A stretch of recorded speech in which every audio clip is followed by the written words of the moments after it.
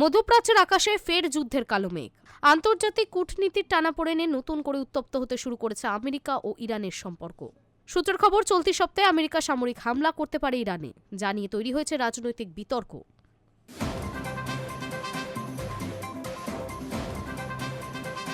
মধ্যপ্রাচ্যের আকাশে ফের যুদ্ধের কালো মেঘ।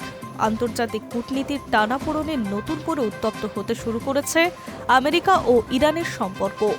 একাধিক মার্কিন সংবাদ মাধ্যমের দাবি, চলতি সপ্তাহে সামরিক হামলার সম্ভাবনা তৈরি হয়েছে, যদিও এখনো চূড়ান্ত সিদ্ধান্ত নেয়নি মার্কিন প্রেসিডেন্ট ডোনাল্ড ট্রাম্প।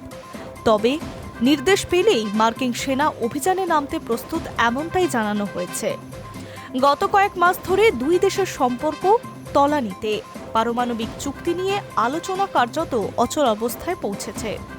ট্রাম্প আগেই হুঁশিয়ারি দিয়েছিলেন, ইরান যদি নতুন শর্তে সম্মত না হয় তাহলে কূটনীতির পথ বন্ধ হয়ে সামরিক পথই খোলা থাকবে।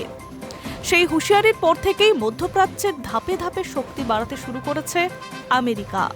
সম্প্রতি ফ্লাইট ট্র্যাকিংয়ের ডেটা পরিস্থিতিকে আরও উদ্বেগজনক করে তুলেছে। গত 48 ঘণ্টায় একাধিক উন্নত মার্কিন যুদ্ধবিমান যেমন F-16, F-20 এবং F-35 মধ্যপ্রাচ্যের বিভিন্ন সামরিক ঘাঁটির দিকে উঠতে দেখা গেছে। শুধু যুদ্ধবিমান নয়, আকাশের জ্বালানি ভরা ট্যাঙ্কার বিমানও তাদের সঙ্গে রয়েছে। সামরিক বিশেষজ্ঞদের মতে এই ধরনের মোতায়েন সাধারণ মহড়া নয়, বড় আকারের অভিযানের প্রস্তুতির ইঙ্গিত। সমুদ্রপথে চলছে সমান তৎপরতা।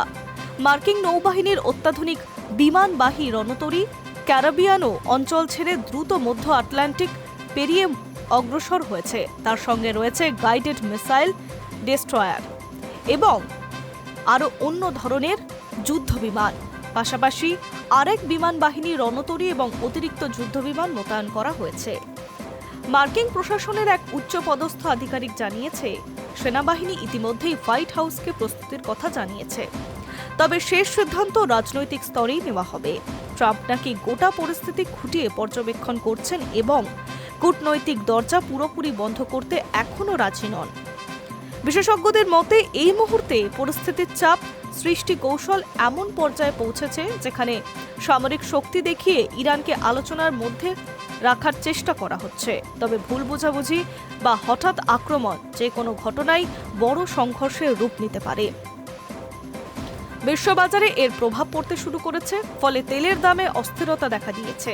বিনিয়োগকারীর সতর্ক অবস্থান, কারণ মধ্যপ্রাচ্যের যুদ্ধ মানেই বৈশ্বিক অর্থনীতিতে ধাক্কা। সব মিলিয়ে পরিস্থিতি এখন টান টান উত্তেজনা। একদিকে আলোচনা, অন্যদিকে যুদ্ধ প্রস্তুতি। দুই সমান্তরাল পথে হাঁটছে আন্তর্জাতিক রাজনীতি। এখন নজর হোয়াইট হাউসের দিকে।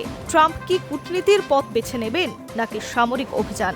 চলতি সপ্তাহেই সেই উত্তর দিতে পারে। আর সেই সিদ্ধান্তের উপরে নির্ভর করছে মধ্যপ্রাচ্যের আগামী দিনের শান্তি নাকি অশান্তি। Hi news network.